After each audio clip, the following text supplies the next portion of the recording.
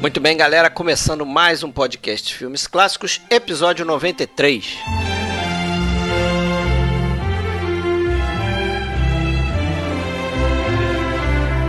Demorou, mas finalmente a gente vai falar sobre um dos grandes gênios do cinema, Charles Chaplin.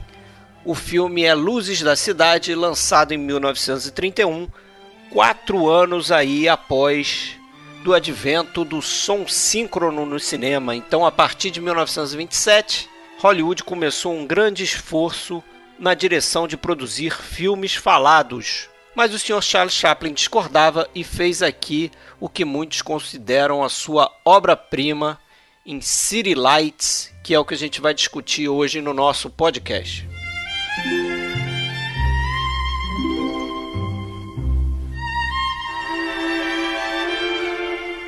Pessoal, se você quiser ouvir mais episódios como esse aqui, acesse o nosso site oficial filmesclassicos.com.br ou então procura a gente no YouTube. A gente está no Spotify, está no iTunes e também está em qualquer aplicativo aí que toca podcasts em celular. É só procurar o nosso nome, Podcast Filmes Clássicos. E se quiser interagir com a gente, lembra que a gente tem uma página no Facebook, tem um grupo no Facebook com diversos cinéfilos que estão interagindo com a gente por lá. E a gente tem também o perfil na Filmou. Basta procurar o nosso nome, Podcast Filmes Clássicos, ok?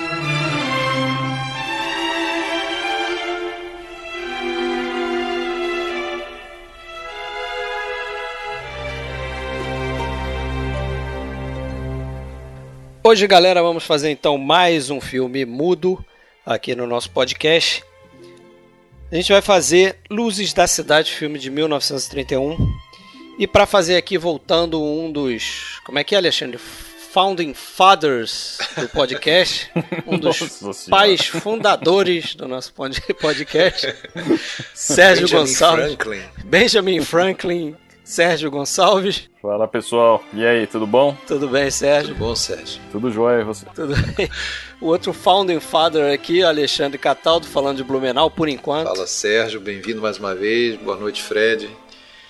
Já estava passando a hora de falar de algum filme do Chaplin, né? Estávamos sendo cobrados aí por alguns ouvintes. Quando é que vocês vão fazer episódio sobre o Chaplin? Bom, sobre o Chaplin fica mais pra frente, né? Mas pelo menos um filme dele, talvez o mais importante filme dele. O filme preferido dele, né?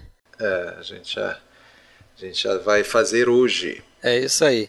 Eu sou Fred Almeida, falo do Rio de Janeiro, então como o Alexandre falou aí, vamos começar a falar desse filme aí que, como eu falei aí, é um filme preferido do Charles Chaplin, né? Mas que foi concebido a duras penas aí. Filme que ele levou coisa de 2 anos para fazer, né? Mais ou menos 1 ano aí para fazer o roteiro, que ele fez com um cara chamado Harry Carr, e que talvez tenha sido o filme aí que ele mostrou a maior obsessão dele, né, por atingir assim uma forma mais simples de passar as ideias que ele tinha, né? Ele, a gente não precisa dizer, né, ele é o pai de todos os perfeccionistas, talvez. A gente cansa de falar de diretores que são perfeccionistas, né? Não é à toa que esse filme tem um recorde de tomadas, takes, né? De takes para uma única cena, né? A cena do primeiro encontro dele com a florista cega. Isso, 342 tomadas para 3 minutos de filme. Ele ia se dar bem com o Kubrick, né? Imagina, hein? Trabalhado os juntos. dois juntos. Está no Guinness, né? Porque a coisa chega, isso acho que chega no conceito de obsessão, né? Passa assim do perfeccionismo até. O cara é obsessivo para chegar exatamente no que ele quer, né? Uma obsessão pela perfeição, entre aspas, em alguns aspectos, que levou a esse caso clássico, né? Que chega a estar no livro Guinness, como o Fred falou, 342 takes. Mas até por isso também ele teve uma série de falhas aí de continuidade nesse filme, algumas delas gritantes, assim, que qualquer criança percebe a olho nu, sem ter lido sobre isso. Mas só que eu pensei exatamente a mesma coisa? É uma coisa que me parece um grande contrassenso, né? Ele busca a perfeição, no entanto, falhas assim... Mas sabe o que ele dizia? que eu não sei se aí é uma desculpa, ele falava o seguinte, eu acho que se uma cena é bem feita, a ponto de atrair a atenção do público, o público não vai perceber esse tipo de minúcia. Para ele era minúcia. Mas realmente tem as cenas ali, tem aquela cena do que ele troca o sabonete, o queijo, sabão o cara, pelo queijo, pelo sabão e tal. Ele tá com a calça branca, daqui a pouco no outro plano seguinte ele tá com a calça escura. Pois é. Aquilo ali é demais, né? E tem o final que é demais, me tira um pouco a atenção da cena. O braço dele, né? A mão. Que é o braço dele segurando a flor e no contraplano ele tá com o braço para baixo. Aí volta pro plano dele e tá com a flor na boca. Veja bem, eu não acho que nada disso diminui o filme, tá? Eu não, só acho curioso. Só um contrassenso. Exatamente, o contrassenso. Da gente falar de um cara perfeccionista, um cara que leva um ano para aprimorar uma cena específica, né? E, no entanto, no produto final a gente vê determinadas falhas que são primárias, assim, que não se vê mas talvez seja uma questão daquilo, ele repetir a cena para ele obter o resultado que ele queria naquela cena. Talvez ele não estivesse atento a essas coisas, não seja isso que estivesse incomodando ele na cena. Sem dúvida. Né? Então, assim, é o plano, é o ângulo, é a proximidade de câmera, alguma coisa assim. De repente, isso para ele era uma bobagem mesmo, né? Enfim. Eu acho que o mais importante que ele buscou nesse perfeccionismo, pelo menos nessa cena e em outras passagens do filme, era sempre aquela coisa de não ser eu acho que foi o que diferenciou ele, né, desde lá do início de 1915, 17, por ali, aqueles slapstick lá padrão, né, que tinha, sei lá, centenas de comediantes como ele, e depois ele se diferenciou da grande maioria por deixar de ser uma comédia totalmente pastelão, né? Pastelão, nonsense, sem estar ancorada em um mínimo de realismo. Eu acho que nesse filme a gente nota isso. Ele busca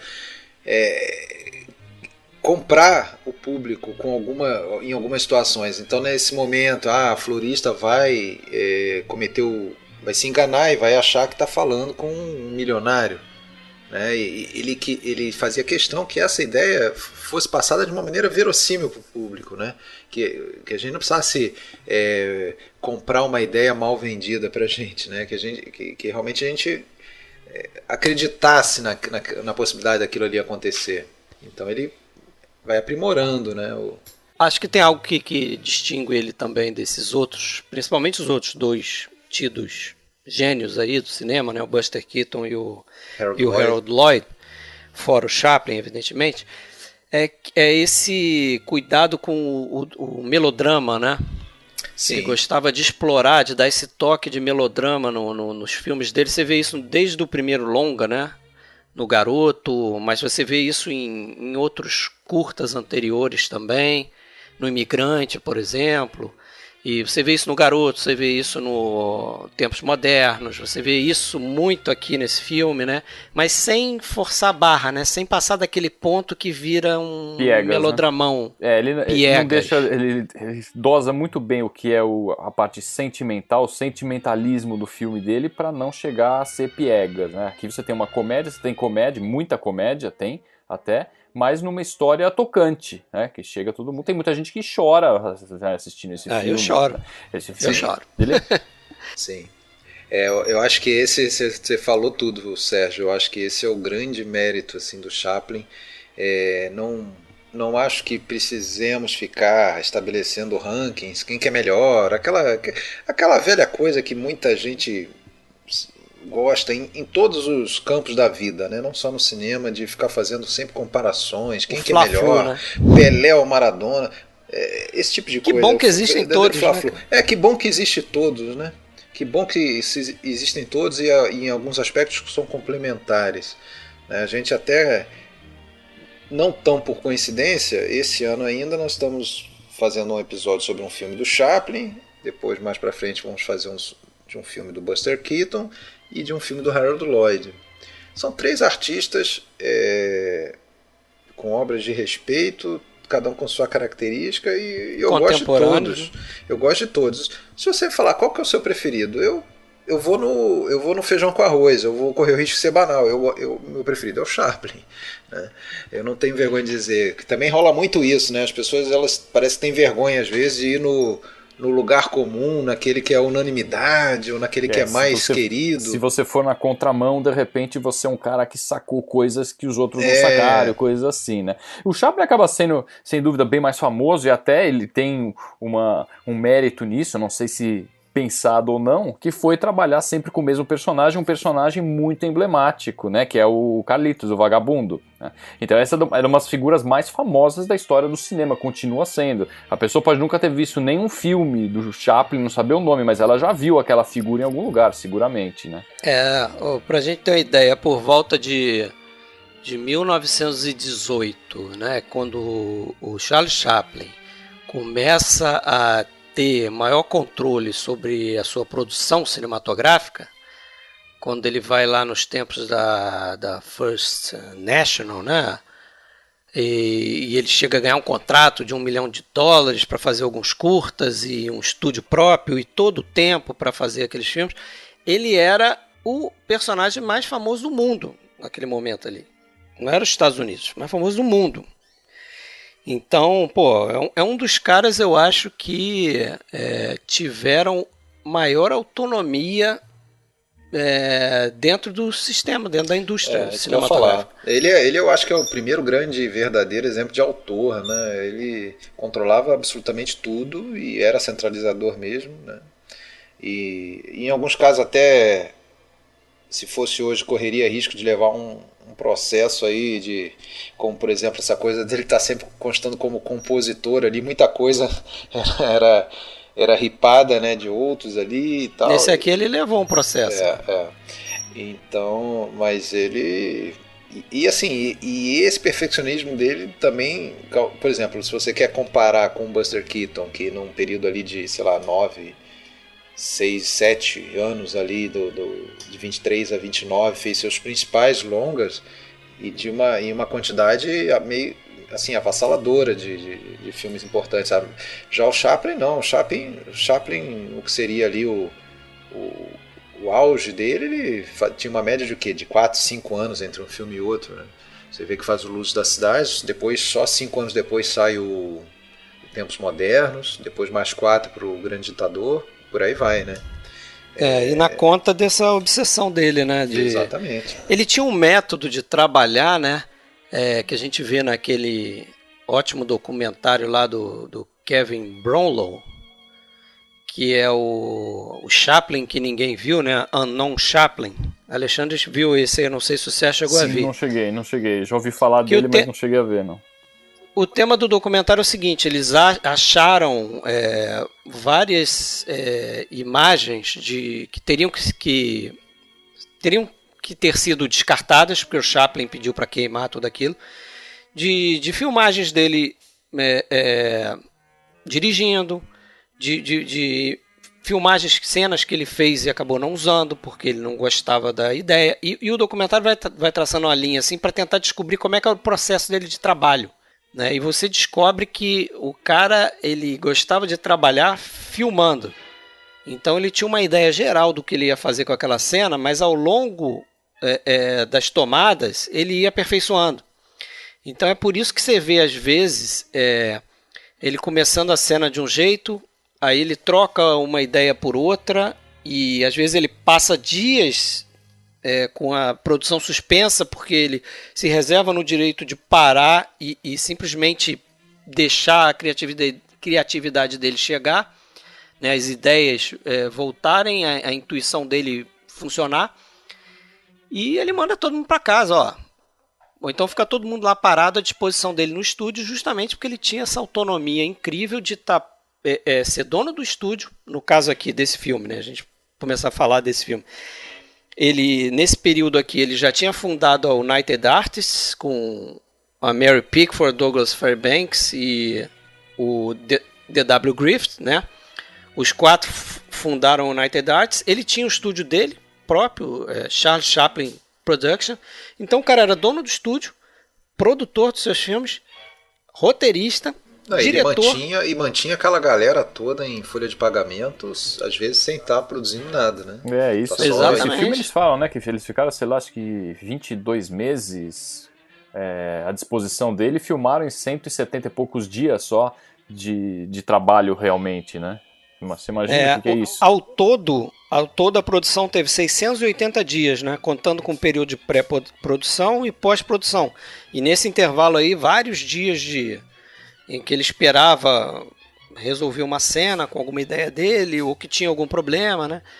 E aí tinha que parar a produção. E isso é incrível se você for pensar que é um filme praticamente todo feito dentro do estúdio dele. Não é como o que a gente fez agora, a gente gravou, né? Mas ainda não lançou, sobre o Apocalipse Now, que é o Coppola lá no meio da selva, lá na Filipina, com uma série de problemas acontecendo para tudo quanto é lado, e ele tendo que lidar com aquilo ali, com imprevistos, com um monte de coisa problemas que acontecem quando você está filmando Aí também em locação. Você pegou um exemplo extremo, né? Porque o Coppola Ele fez uma loucura, né? De fazer o Apocalipse Now.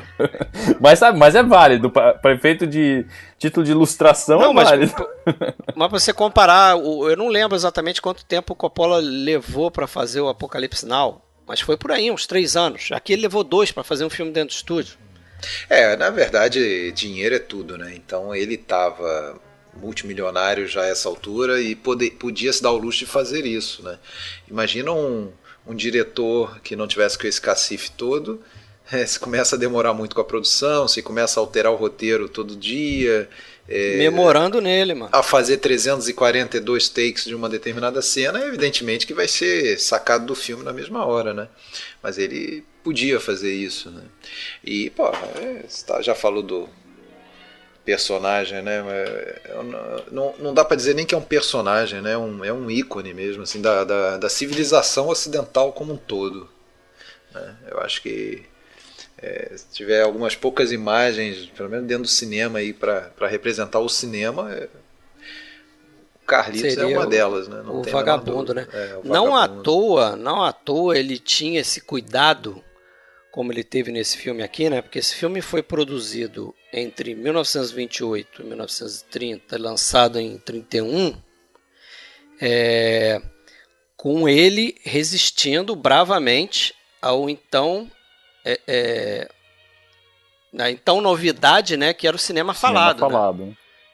Então ele era um cara que achava que o cinema falado era passageiro. Ele tem uma declaração que ele diz: isso aí é coisa de 3 anos, não passa disso. Estava errado, mas ele resistia a usar o diálogo, né? E colocar o vagabundo para falar, né?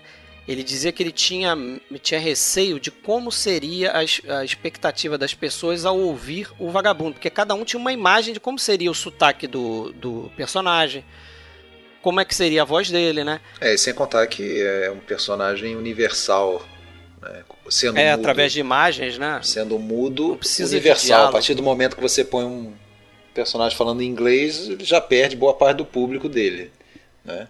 Isso. Ou, pelo menos já diminui aquela interação imediata com o personagem. Ele fez até questão de chamar esse filme aqui de City Lights, né? Luzes da Cidade, mas tem um subtítulo que é Uma Comédia Romântica em Pantomima. Ele fez questão de destacar que ele estava fazendo um filme que ia tratar de pantomima, né? Eu já nem sei se ele não deliberadamente atrasou essa produção na esperança de ser verdadeira essa previsão dele de 3 anos, né? Porque, na verdade, quando ele começou ali a trabalhar nesse filme, o som já era uma realidade, né? Já tinha estreado lá o cantor de jazz, não sei se o Luz de Nova York foi o primeiro full talk, né? Em 28, se eu não me engano, já tinha estreado, porque ele iniciou a produção em 28. Mas já era uma realidade, ele já estava indo na contramão, e ele fez essa opção mesmo por fazer o filme como tinha que ser, né? Ele estava certo, né? Eu acho que nessa escolha não dá para conceber, eu pelo menos não imagino o personagem falando, né?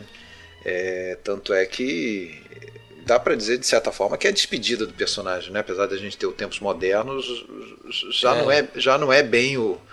Já é uma passagem, né? Depois ele não vai... No tempos modernos ele vai permitir lá o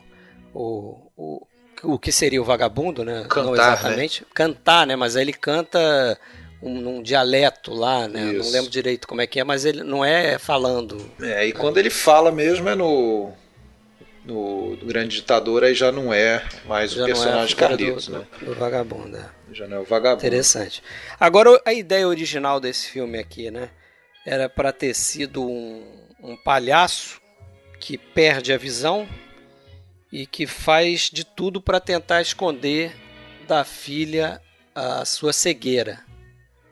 E isso me lembrou muito a ideia do A Vida é Bela, né? É algo semelhante, né? Tentar esconder do filho, aquela situação ali e tal. Mas o fato é que ele desistiu dessa ideia. Lembra um pouco o Luz da Ribalta também, né? Também. Que ele faria depois. Eu acho que ele tinha essa ideia do palhaço, né? E depois realmente ele levou pro Luz da Ribalta.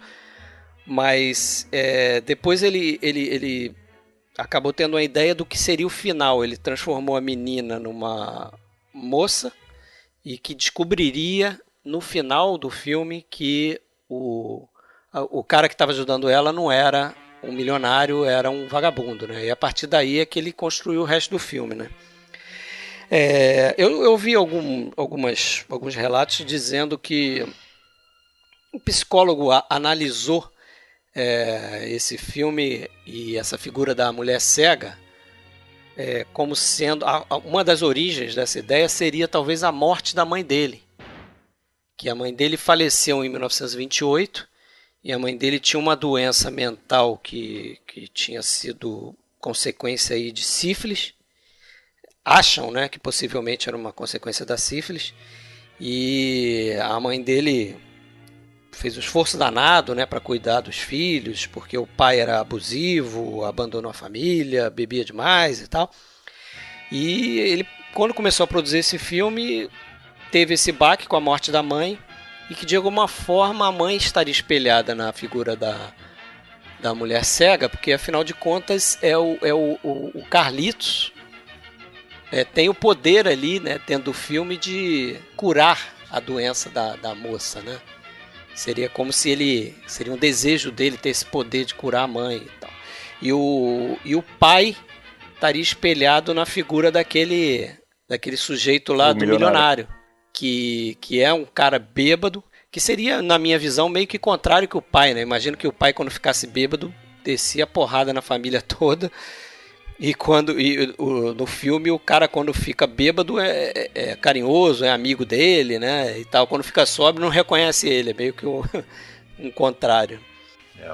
Eu acho que tem ali uma atração, uma aproximação dele com a florista, pelo fato de serem ele, como sempre, um personagem excluído, né? À margem da sociedade, aquela coisa toda. E ela, você vê que ela... Isso é claro na personagem dela, né? Ela tem ali um emprego michuruca, né? Uma fonte de renda, e depois, até quando ela passa a ter visão, ela sobe de vida, né? Ela, não é só que ela ganha visão, né? Ela sobe ela abre uma loja, uma floricultura, na hierarquia social, né? Ela passa a ser uma empresária, e ela já não é mais uma excluída, né? E aí, quando ela vê aquele cara engraçado na vitrine dela, já não, né? Você vê que deboche, né? ela já mudou de extrato social. Ele agora está excluído sozinho, né? Perdeu ela, aparentemente, né? Naquele momento é a sensação que ele tem, pelo menos, né? E isso é interessante, tem essas leituras aí por trás disso também, né? E tem também essa questão, não sei se proposital ou não, mas até uma crítica social, né, porque é da visão do vagabundo, da pessoa de rua, porque ninguém enxerga essa pessoa de rua, né? Essa pessoa não é ninguém, você passa, é como se fosse uma árvore que tivesse ali, enfim, e ele consegue ter o contato justamente com as pessoas que não têm capacidade de julgar, de perceber, que é a moça cega e o milionário quando está bêbado, só quando ele está bêbado. É verdade. Né?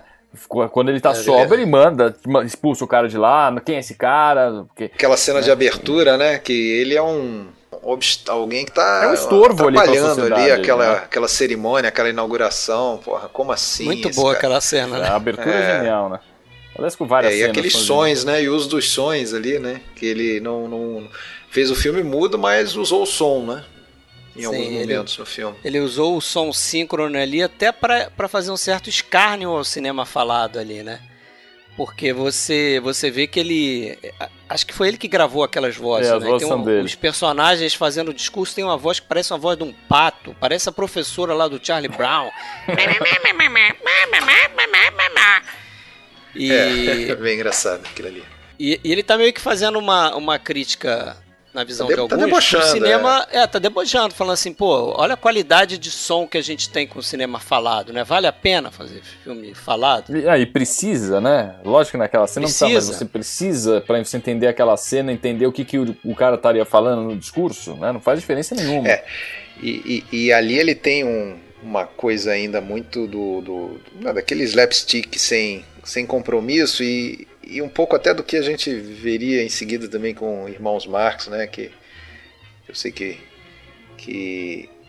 é famoso por isso, aquela comédia nonsense e sem... naquela cena especificamente, né? Você vê um cara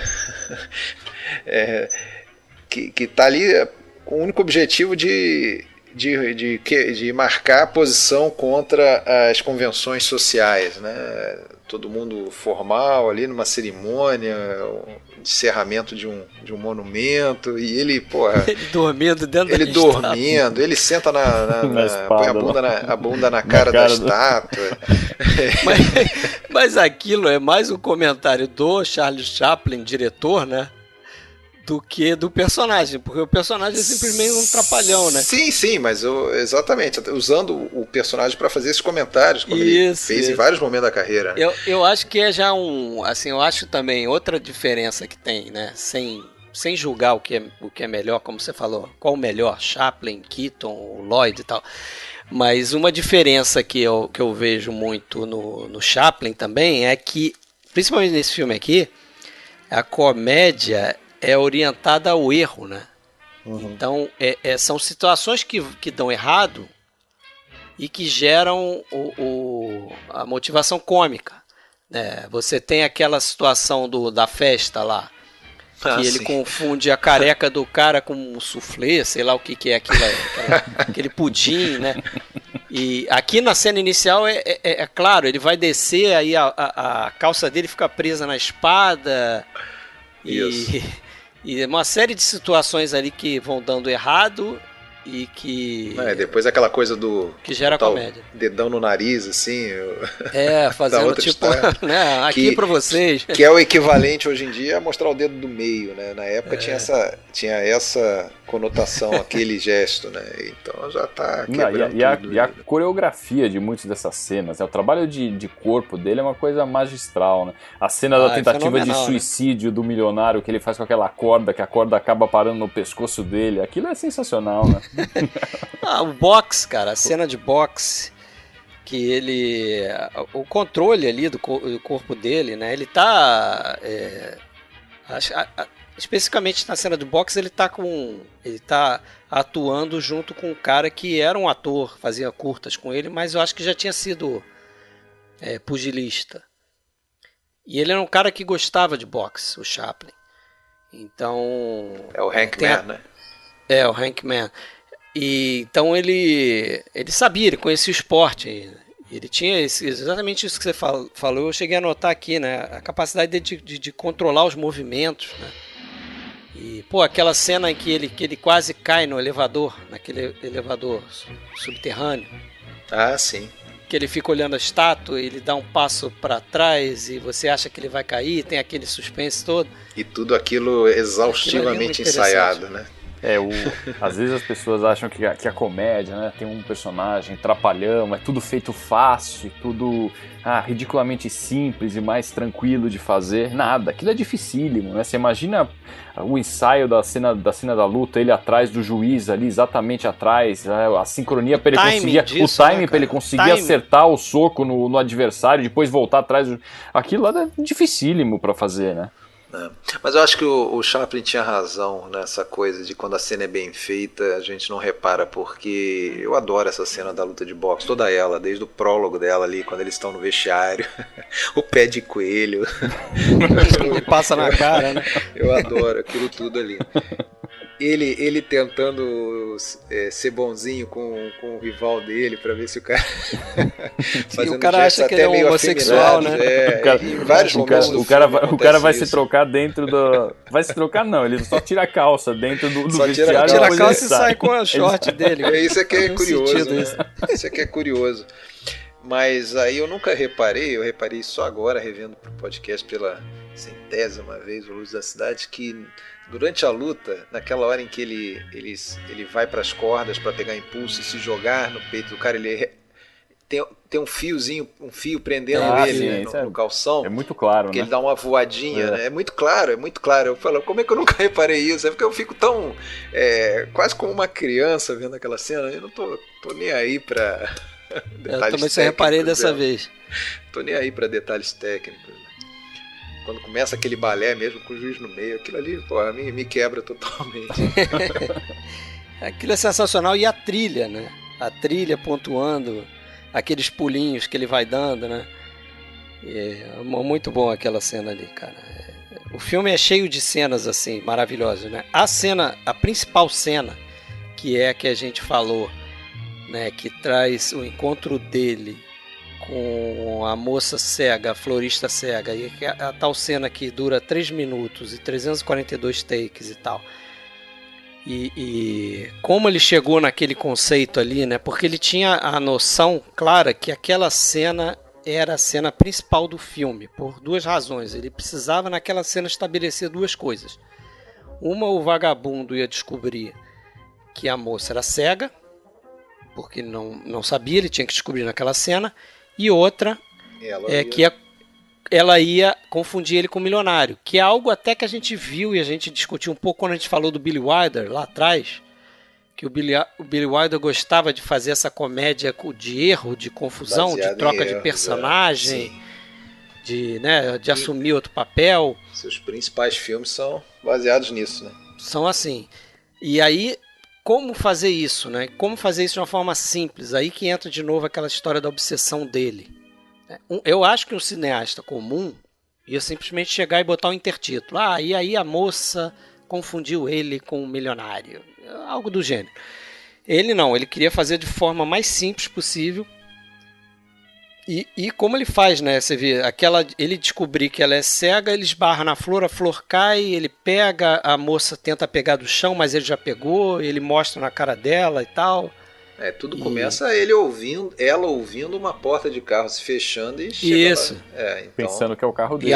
Ele passa dentro do carro, né? Dentro do carro. Aí é algo até realmente surreal, né? Que a gente tem que comprar, né? Que ele não consegue passagem para atravessar a rua, ele tem que entrar e sair pelo outro lado de um carro que está estacionado. Que está aberto ali. O chofer só olha assim, é estranha, mas tá tudo bem. Passou um vagabundo aqui dentro, mas tudo bem. Super normal. Super normal. E ali tem uma questão ali importante, que é a questão da Virginia Cheryl, que é a moça que faz a florista cega, que não era uma atriz. Primeiro filme dela, né? Primeiro filme dela era no Socialite. E eu li 2 histórias, tá, daquelas coisas de Hollywood. Eu li 2 histórias sobre como ele teria descoberto essa moça. Uma, ele teria visto ela numa luta de boxe, ela estava na plateia, próxima a ele, e ele ficou impressionado com a beleza dela, primeiro, né, que é uma moça bonita pra caramba, mas também como ele não sabia disso, mas como ela tinha um problema de miopia muito acentuado, ela tinha um olhar que era meio assim, como se estivesse olhando por nada. Olhar sem ver.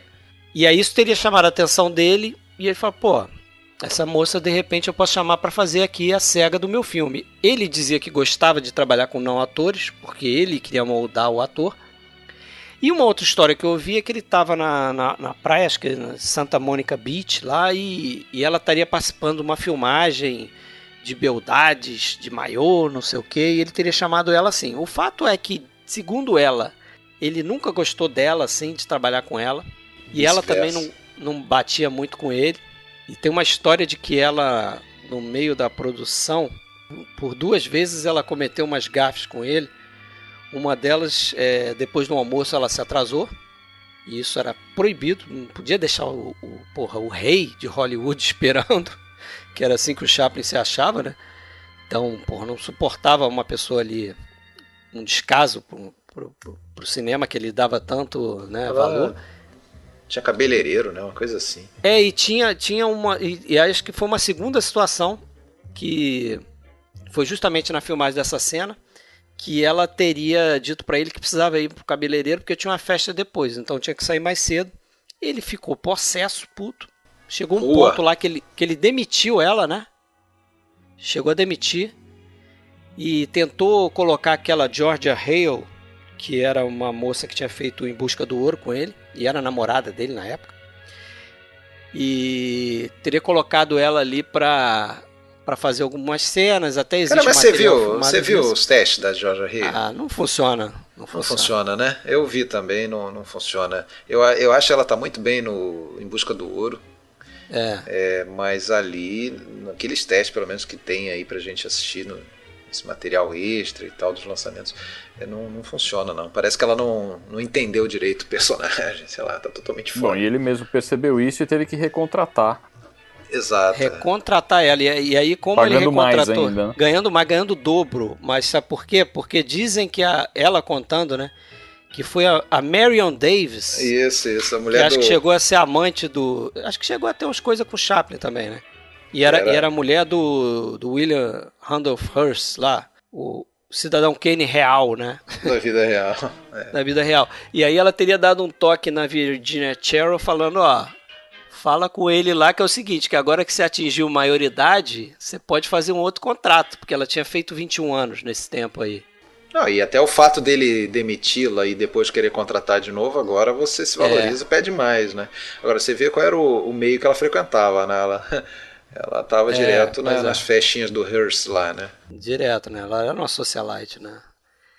Então, o Chaplin acabou pagando o dobro para ela e seguiu a produção, né? Foi um mau negócio. Tem cenas de... Tem uma filmagem dessa cena sendo trabalhada, né? E dá pra ver ele meio contrariado, falando com ela e balançando a cabeça, gesticulando, aquela insatisfação com o resultado que estava sendo Isso que ele reclamava da maneira como ela segurava a flor, né?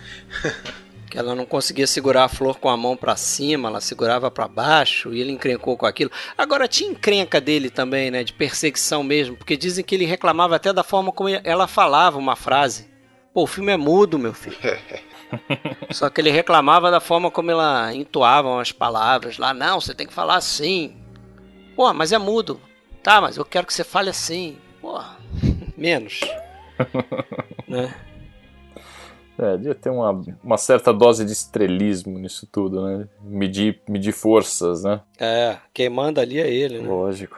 O cara que trabalhou no elenco, né? Era o que acabou fazendo o mordomo, não é isso? Aquele mordomo que é meio que... É meio não, né? É o principal antagonista dele no filme, né? Aquele mordomo do milionário, né? Que é igual, quem acaba... que é igualzinho o Temer, né? É a cara do Michel Temer. Assim. Não sei se vocês repararam. Vocês ficam vendo esses filmes, focando muito na parte técnica e não percebem coisas importantes dos filmes. Vai lá e coloca assim, você vai ver. É o cara, pô. Agora eu vou ter que o Garcia, voltar lá e ver, cara. Não sei o que Garcia, o nome dele. É All Ernest Garcia. Tem outras participações interessantes. Tem o garoto que faz aquele moleque chato lá, o jornaleiro, que fica dando umas zarabatanadas nele de feijão. Isso. Aquele moleque, ele se chama Robert Parrish e ele ganhou o Oscar depois, montando aquele filme com John Garfield, Corpo e Alma. De boxe também. De boxe também, Body and Soul, ele editor, né, depois em Hollywood e tal. Tem a Jean Harlow na cena do restaurante lá, na cena do restaurante, ela é uma das mulheres ali sentadas que tá jantando e tal. E tem também um cara que trabalhou muito com ele nas comédias, principalmente daquele período da Mutual. Uhum. Que é o tal do Albert Austin, que era um cara mais magro, né? Tinha um cara mais gordo, que era o Eric Campbell. Tinha uma mulher, que era a Edna Purviance, e tinha esse cara, que era o Albert Austin, que fez papelzinho pequeno também nesse filme aqui, né? Mas, o que mais? Agora questão do uso do som, né, que a gente só comentou na cena de abertura, tem aqueles deboches de cinema sonoro, e eu acho que funciona muito bem, né? Realmente ele encontrou um bom meio termo, né, em não fazer um filme falado para não estragar o personagem dele, mas incluir o som de alguma maneira, que foi, por exemplo, a do apito, né? Aquela sequência do apito na festa, que ele engole o apito. Sabe que eu não gosto muito daquela sequência? Não gosta, cara? Eu gosto demais. Sei lá, eu acho que ele exagera um pouco com o uso daquele apito, mas... Mas é interessante porque ele... Som de tiros em outros momentos. Mas é interessante porque ele já mostra que ele sabe usar o som criativamente, né? Ah, sim. Ele coloca várias piadas, né, na história. Às vezes até tenho a impressão que algumas chegam até a fugir um pouco da história. Não segue aquela linha. Sei lá, não me lembro disso exatamente, mas, por exemplo, um outro filme dele que eu gosto bastante, que é O Circo, eu tenho a impressão que a história é contada com mais continuidade, vai mais ligação entre as cenas. Aqui você vê, tem cenas legais, são engraçadas, por exemplo, quando ele arruma um emprego lá, que é o catador tá limpando a rua, aí ele pega o cocô do cavalo ali, aí chega no desfile, né, passa aquele monte de cavalo, ele resolve, não vou por aí não, que vai ter sujeira, volta, passa um elefante, pô, é uma coisa completamente inesperada, né? Passa um elefante. Mas assim, são as gags que acontecem assim, que não tem relação direta com a história, né, simplesmente ele pensou na piada, poderia estar em qualquer filme isso, né? Em muitos casos ele recicla piadas já clássicas dele, né? A própria luta do boxe, né? Luta de boxe. Ou de outras pessoas, né? Ou de outras pessoas, como a gente sabe aí, ou para quem não sabe, né? Fala aí. Não, aquela cena dos pãezinhos do outro filme, do Em Busca do Ouro, com o garfo, que ele faz uma dança com os pães, né? Clássica, aquela cena clássica, né? A gente vendo, aí se preparando para outro episódio, a gente viu um filme, um curta, daquele Roscoe Fatty Arbuckle, que tinha o Buster Keaton também no curta, e ele faz isso numa cena. Ele brinca 1917. 8 anos antes do Em Busca do Ouro. Ou seja, nada se cria, tudo se copia, se recicla. Tudo se copia, se transforma, é isso aí, né? Ele levou para outro nível. Ele se copiava também, né? Como você falou aí, cenas que ele usava em curta, às vezes ele desenvolvia a própria cena do boxe. Era meio comum, né, esses cômicos usarem o esporte e tal para fazer piada. O Harold Lloyd fez isso também. O Buster Keaton tem um filme dele chamado Battling Butler, né? Que eu não lembro agora o nome em português, mas que é sobre boxe também. Mas ele mesmo tinha um curta chamado The Champion, que tem uma luta de boxe. Boxe por Amor, isso que você falou. Boxe por Amor, isso. Filme do Buster Keaton, né?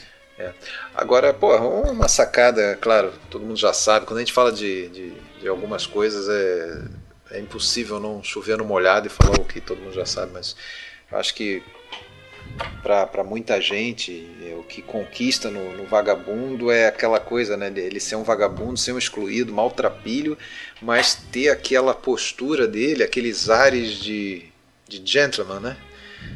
Sim.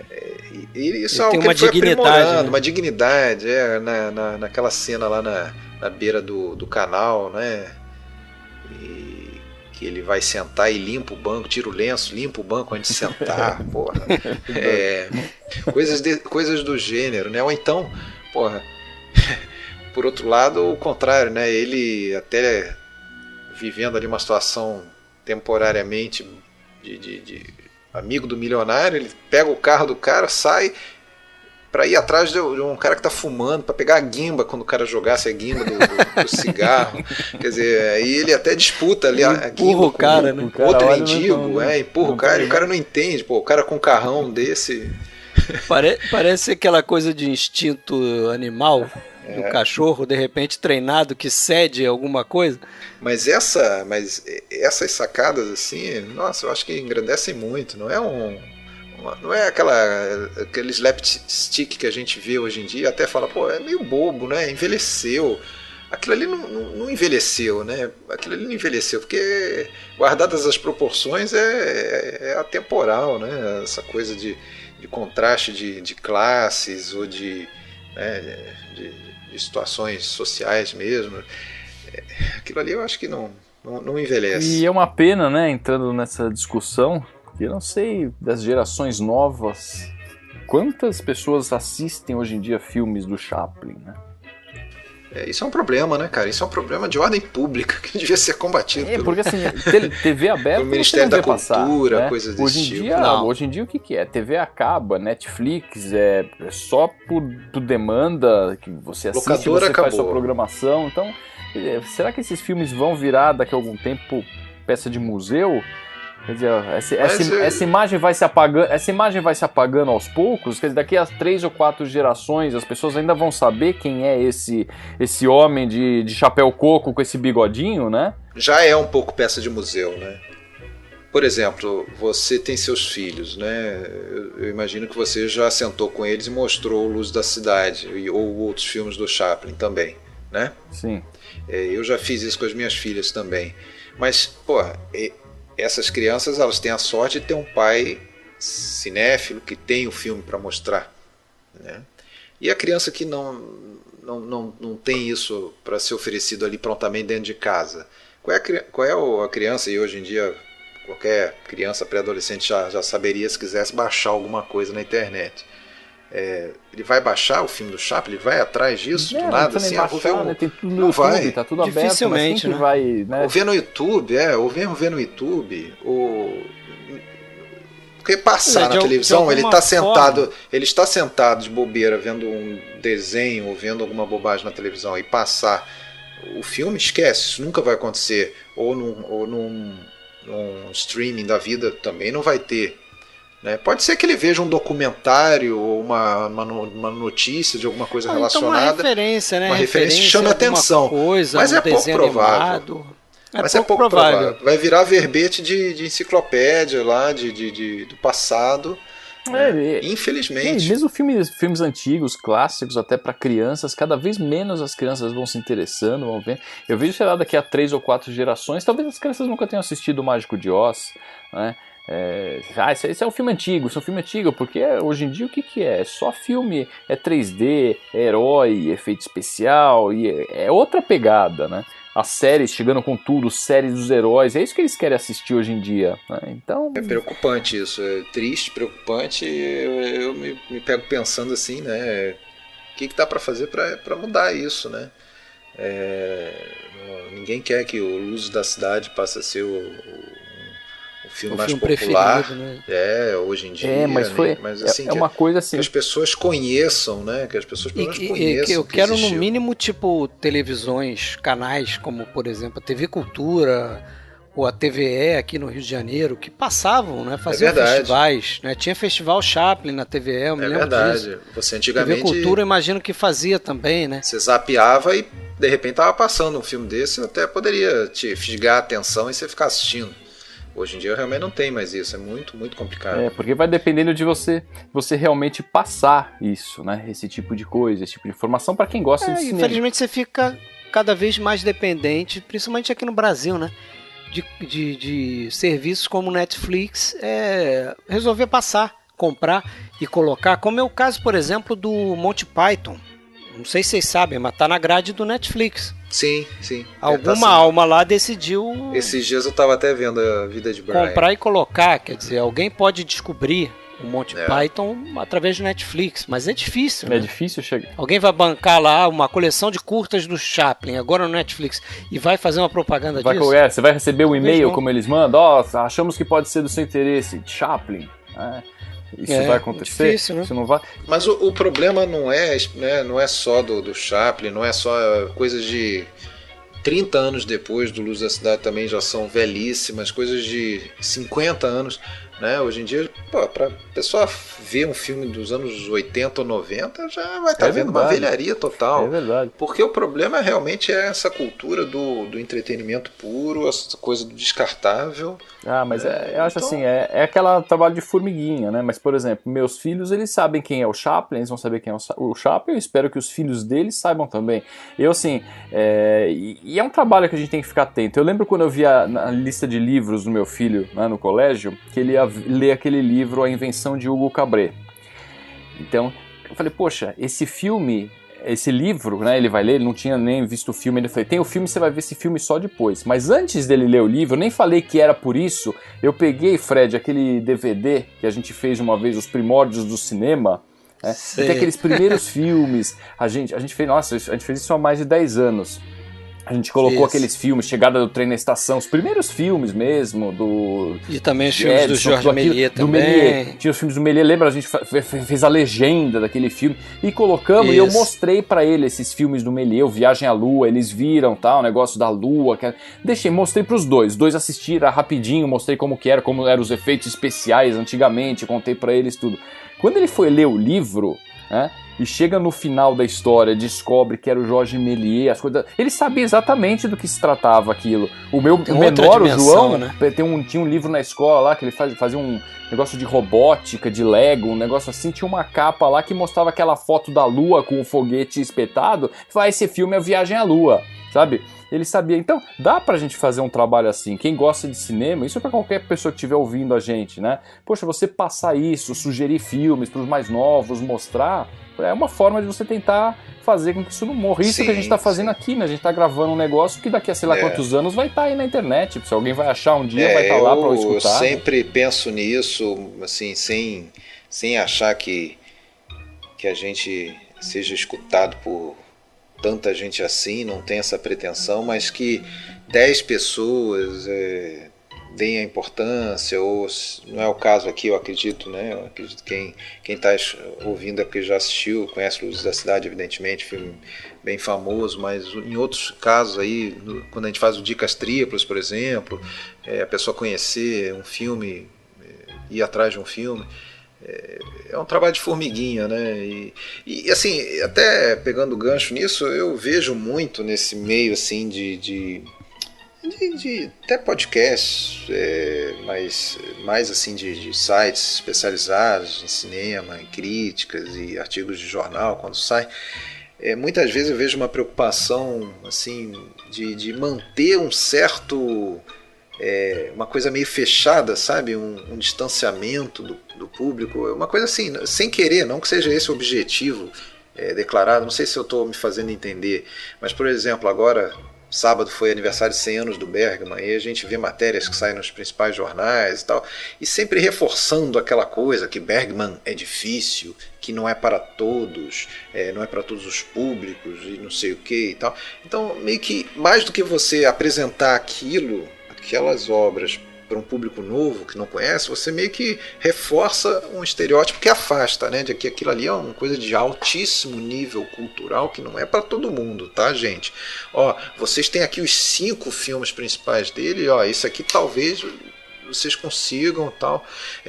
Isso, sei lá, eu não gosto muito dessas coisas porque, porra, e eu estou usando esse como exemplo, mas muitas vezes em relação a tudo, né? Você vê gente falando sobre o filme, ou artigos falando sobre o filme, mas que parece que colocam ele numa redoma assim, quase de inalcançável. Mais afasta do que afasta o público, né? Afasta, né? E agora voltando aos trilhos aqui, que a gente deu uma boa devagada. Que é bom também, né? É bom. Mas o contrário seria o cinema do Charles Chaplin, né, na minha visão. O contrário, sim, é claro que eu também não acho que o Bergman tenha que ser colocado nesse pedestal, como você falou, é uma coisa difícil e o público já vai se afastar disso. Mas aqui a gente tem uma linguagem que é visual. Seria fácil assim o acesso, né? Fácil o acesso, ele está tratando de temas universais. E atemporais, como já disse o Alexandre. Atemporais, né? A relação do vagabundo com a moça cega, porra, quem não entende aquilo ali, como você colocou, né? Dois excluídos, quem não sensibiliza com aquilo? né? A gente voltando aí, até de repente pra gente fechar, voltando ao final do filme, como a gente já comentou. Porra, eu falo aqui, tô com Albert Einstein nessa parada aí. Porque eu choro toda vez que eu vejo essa cena final, cara. E cara, não tem. É feito sempre. E tô com Einstein porque eu tô falando brincando, tô com Einstein porque o Einstein supostamente chorou quando o Chaplin convidou ele pra premiere, ele, a esposa e tal. O Chaplin foi dar um discurso. Ele tava lá na estreia, tava na primeira fila e o Chaplin escreve na autobiografia dele que ficou impressionado como ele era sensível, né? Por ter chorado no final. Mas, porra, aquela cena final ali, que pra mim, eu acho que acontece algo que é mais ou menos um mecanismo que o Hitchcock usa pro suspense, que é aquela coisa de informar a plateia, né? Deixar a plateia conhecer uma informação que um personagem não sabe. Então a gente antecipa pelo aquele momento em que esse personagem vai descobrir ou que vai acontecer tal coisa. Aqui no caso, a gente vê tudo que o vagabundo passa para transformar ela numa mulher que pode enxergar, recuperar a visão. E a gente tem esse problema que é no final, né, a gente esperar qual vai ser aquele momento em que ela vai descobrir, se dar conta que ele é ele, né, que o vagabundo é o cara que fez tudo aquilo por ela. Então, porra, aquele momento ali, chave, aquilo me emociona, cara, me emociona. É muito bem feita aquela cena ali. Eu não sei o que vocês acham, mas... Não tem nem o que falar. Idem. É um final lindíssimo, né? São aqueles finais... Eu acho que é um dos momentos mais memoráveis, não só da obra do Chaplin, talvez de todo o cinema mudo. E também pode ser interpretado, e eu acho que era a intenção um pouco dele, ser quase que uma despedida do personagem, né? E isso que é curioso, né? Muita gente que não lida bem com o cinema antigo vai falar, não, pô, um filme de 1931, um filme, mas aquilo ali já era o final do Vagabundo praticamente, né? Já tinha passado 4 anos do advento do som. Então eu acho que nessa altura ali ele já sabia que o som não era tão passageiro, não era passageiro, e já estava meio que dando um tchau para aquela forma de arte que ele desenvolveu ao longo de, sei lá, mais de 15 anos. Aquele personagem, né, que teve essa vida desse tempo todo e evoluiu também, né? Não foi igual lá das comédias da Mutual, até ainda iria estar no Tempos Modernos, mas enfim, o personagem evoluiu, mas já estava na hora de avançar, né? Então aquele misto de tristeza, de complacência, aquele caldeirão de sentimentos que ele expressa naquele olhar ali, tem um pouco disso também, eu acho, um pouco de já uma certa nostalgia daquele personagem que ele está abandonando naquele momento. E a forma como ela descobre, né, também é muito interessante, né, pelo toque, né, da mão dele. E ela atua muito bem ali no final, essa Virginia Cheryl ali, né? Parece que ela se tornou uma atriz ali no final do filme. E funciona muito bem, que a cena sempre me deixa emocionada ali. Pô, e o lance da empatia, né, do vagabundo, né, porque o que se você fosse um roteirista e fosse contratado para escrever a continuação, o que vai acontecer dali para frente? Não vai acontecer nada. Eles não eles não vão se relacionar, então, vão virar namorados. Eu acho, exatamente, acho que ele nem peca em tentar fazer uma coisa mais espalhafatosa, né? Do tipo, definir o que vai acontecer com os dois personagens. É simplesmente um momento de descoberta, de repente ela vai ajudar ele, vai retribuir, de repente não também. Né? Mas aquele momento de revelação ali, a forma como ele segura a flor e dá aquela risada dele, até o diálogo que tem ali, né, através do intertítulo no final, que ele fala, você consegue ver agora? E ela responde, sim, Agora eu enxergo. Para mim tem um duplo sentido ali, né? Que não só ela está dizendo que ela fisicamente consegue enxergar, mas como agora ela se dá conta do que aconteceu, né? Do esforço que o cara fez para ela recuperar a visão, né? Então é um final que... Quero ouvir o que o Sérgio tem a falar dessa cena. Perfeito. Acho que já falaram praticamente tudo, né? Sei lá, ela fecha e traz à tona toda uma das coisas que eu acho principais no Chaplin, apesar de toda a comédia, né, que a gente sempre vê nos filmes dele, é essa sensibilidade dos personagens, né? É a sensibilidade, a pureza e a bondade dele ao mesmo tempo. Porque tem alguns personagens que são engraçados, né? É lógico que o humor é um conceito muito particular. Eu, por exemplo, gosto muito daquele humorista inglês, né? O Rowan Atkinson, que faz o Mr. Bean. Eu acho o personagem do Mr. Bean um personagem sensacional de comédia. Mas ele, apesar de passar essa imagem infantil, meio tola, assim, ele é perverso muitas vezes, né? Ele é perverso, ele é cruel, ele... enfim... Ele trapaceia, né? Ele trapaceia, ele gosta de se colocar na frente dos outros e se dar bem. Se vingar. Essa história bem de criança mesmo, ele puxa muito pro lado infantil das pessoas, né? Acho por isso que acabou fazendo tanto sucesso. E o Chaplin tem essa questão da pureza, né? Da bondade do ser humano, né? Não tem dinheiro, ele é um vagabundo, vive nas ruas, e no entanto o que ele faz para ajudar aquela moça?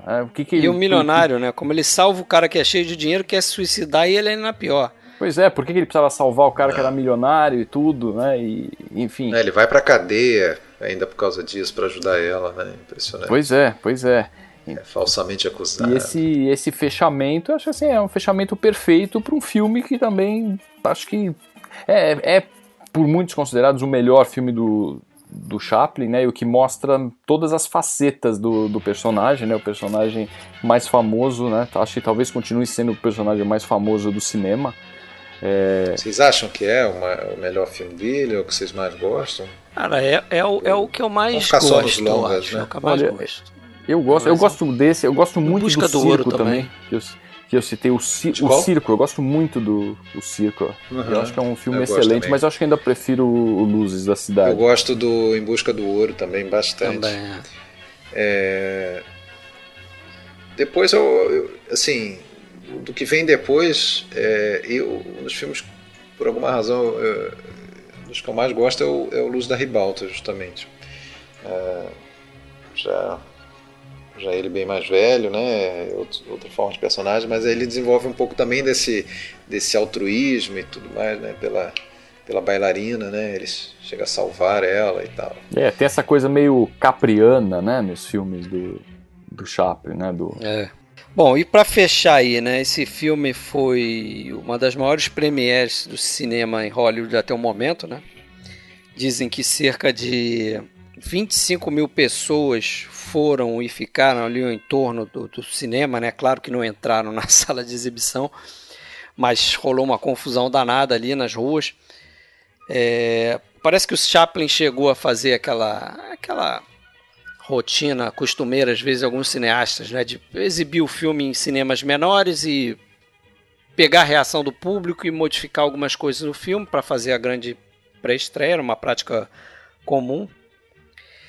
E esse filme aí, como legado, o Sérgio já falou, é o filme preferido, né, de muitos diretores, o filme do Chaplin preferido e o filme preferido de todos, né, como é o caso do Orson Welles, que dizia que era um dos seus filmes preferidos de todos os tempos, acho que o Tarkovsky também, mas outros achavam o melhor filme do Chaplin, como o Woody Allen, o Martin Scorsese, Jean Renoir, Stanley Kubrick, o próprio Chaplin, né? Era o que ele preferia.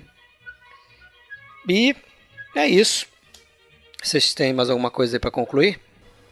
Eu tenho muita dificuldade de fazer esses rankings tão genéricos, melhor filme de todos os tempos. Sim, se me chegam do nada para perguntar, eu, sei lá, acho que dificilmente viria a Luz da Cidade à cabeça, assim, para citar. É um grandíssimo filme. Poderia também ser um deles, mas não... Acho difícil e acho desnecessário, principalmente. Mas é preferido. Falar isso. Preferido essa coisa do não significa o melhor, né? É o preferido. Sim, sim. E é difícil, né? Você falar o melhor filme de todos os tempos, melhor filme, porque são estilos tão diferentes, né? Qual que é a sua comida preferida? Não sei, depende, né? Tem vários, comida, né? É Tem doce, vários. salgada, é doce, entendeu? E aí? Porque você tem que... É a última que te impressionou, geralmente. Você vai falar. Talvez seja mais fácil dizer os que a gente não prefere, não. Esse não prefiro. Esse não filmes que de repente você, sei lá, não vê, não acha tudo isso, ou você não gosta por esse ou aquele motivo, mas agora você, vamos ranquear, esse aqui é meu preferido de todos, é difícil. O que importa é que é um filmaço e tá aí um podcast feito sobre ele. Ainda pode ser visto. Alô, criançada que não conhece. Corram atrás. Estão ouvindo aí que o papai e a mamãe estão escutando. Mantenham vivo. Isso, mantenha a chama do Chaplin e dos grandes clássicos vivos. Próximo episódio a gente vai fazer o David Lean, parte 1. Né? Vamos focar em 3 grandes filmes: Desencanto, Grandes Esperanças e Oliver Twist. Lembrando que a gente já fez 2 episódios de filmes separados do David Lean, né? Lawrence da Arábia e o Ponte do Rio Kwai. Mas é isso. Valeu, Sérgio, por voltar aqui. Eu que agradeço o convite. Valeu, contamos com você aí para o episódio 100 vindouro. Chegaremos no episódio 100, hein? Maravilha, hein? Isso. Beleza. Valeu, Alexandre. Até a próxima. Valeu, Fred. Até a próxima. Obrigado, Sérgio, mais uma vez. Um abraço. Obrigado. Um abraço. Abraço.